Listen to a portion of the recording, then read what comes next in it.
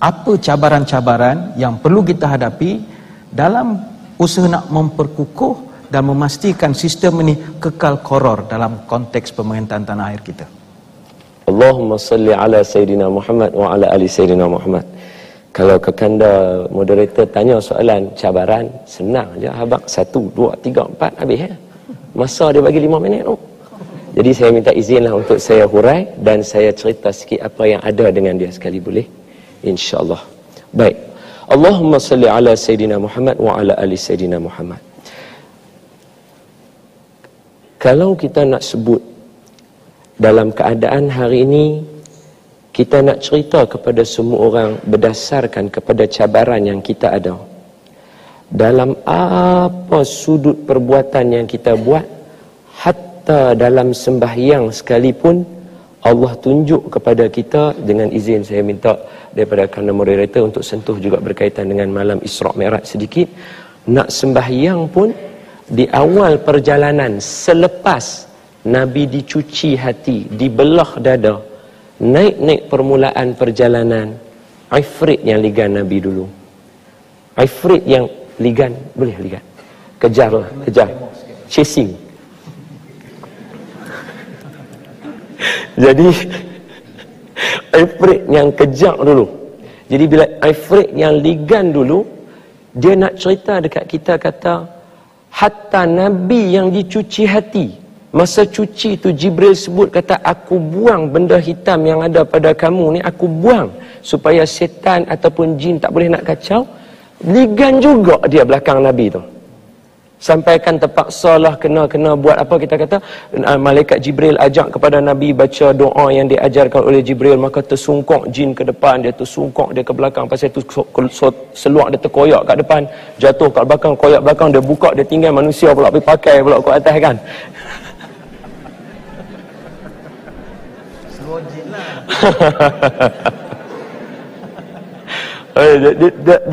Cuma saya nak sebut kata apa? Benda ni bila sebut cabaran, dia adalah sunnatullah. Sunnatullah yang Allah sebut dalam firman Allah Subhanahu wa taala. Allah kata, "Wa idh yamkuru bikal ladzina kafaru liyuthbituk aw yaqtuluk aw yukhrijuk wa yamkuruna wa yamkurullah wallahu khairul makirin." Ayat dia Allah kata, ingat ketika mana orang-orang kafir nak buat kepada kamu, kamu, siapa dia kamu ni? Baginda Nabi sallallahu alaihi wasallam, junjungan yang mulia. Allah pesan dekat dia siap-siap. Sebab tu bila Nabi balik, Nabi cerita dekat pakcik Nabi, pak melakang Nabi Abu Talib. Apa pak melakang Nabi kata? Ni'ma rabbu rabbuk. Sebaik-baik, secekap-cekap, seambik-ambik berat Tuhan adalah Tuhan kamu. Tuhan kami tak ada duk cari pasal nak bagi tahu kat kami apa nak jadi kat kami. Tapi Tuhan kamu sebut dalam Quran, kata, ingat ketika mana orang kafir kumpul untuk nak memusnahkan kamu. Orang-orang musyrikin Mekah kumpul nak buat apa? Pertama sekali liyusbituk, nak penjarakan Nabi, ataupun nak bunuh Nabi, ataupun nak halau Nabi keluar daripada tempat tu. Tapi dia bukan 3 saja cabaran yang nak buat pada orang-orang kita yang nak mempertahankan sistem kita. Yang kata raja ini, payung negara, payung ni. Sebab apa saya sebut contoh ni? Sebab kok mana pun ketua agama negara adalah yang di-Pertuan Agong. Jadi Islam duduk di tangan yang memegang itu Islam, agama persekutuan negara kita. Jadi dalam Islam, cabaran ni sunnatullah. Hatta Nabi pun Allah kata dekat dia, satu lagi yang hujung, apa dia? Wayamkurun. Sampai bila-bila orang akan cari teknik akan buat.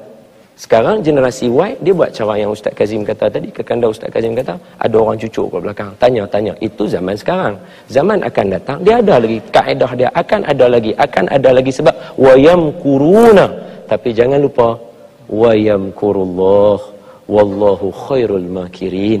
Betul, orang lain akan buat macam-macam untuk nak buat, nak menjatuhkan, nak menodai, sehingga menghilangkan apa kita kata dalam diri kita, benda yang kita sebut sebagai bunga kesetiaan. Boleh pakai ayat tu. Bunga kesetiaan yang ada pada kita. Bila jadi macam tu, saya harap kepada semua sekalian yang dengar suara saya ni, jangan lupa untuk kita imbau kembali hikayat lama apabila keris taming sari dicucukkan ke dada saudara yang akhirnya dikebumikan tanpa ada sebarang batu nisan jasa, hanya kerana hasad, dengki dan sebagainya yang Allah highlight kepada kita di hujung Al-Quran yang buka mula dengan surah Fatihah. Ujung dia Allah tutup dengan apa? Qul a'udzu birabbin nas, malikin nas, ilahin nas, min syarril waswasil khannas. Daripada yang kata duk bisik ke hati tu. Baca dah banyak Quran, pasal apa ending tu yang hak sini ni yang takut sekali. Pasal itulah yang ni malaikat cuci untuk Nabi. Tapi macam mana kita nak bagi kuat yang ni? Macam mana kita nak buat kuat yang ni? Sebab apa? Sebab saya yakin setiap hari Jumaat kita doa kepada Yang di-Pertuan Agong. Tapi mana pi doa semua orang? Takkan Tuhan kita tiba-tiba jadi tak dengar pula? Takkan orang yang berkhutbah dan orang yang dengar khutbah tidur pula kah? Wallahu alam. Abang kita dah buat masa tamat. Saya tergantung kat situ. Sekejap lagi saya sambung giliran saya pula. Boleh tak?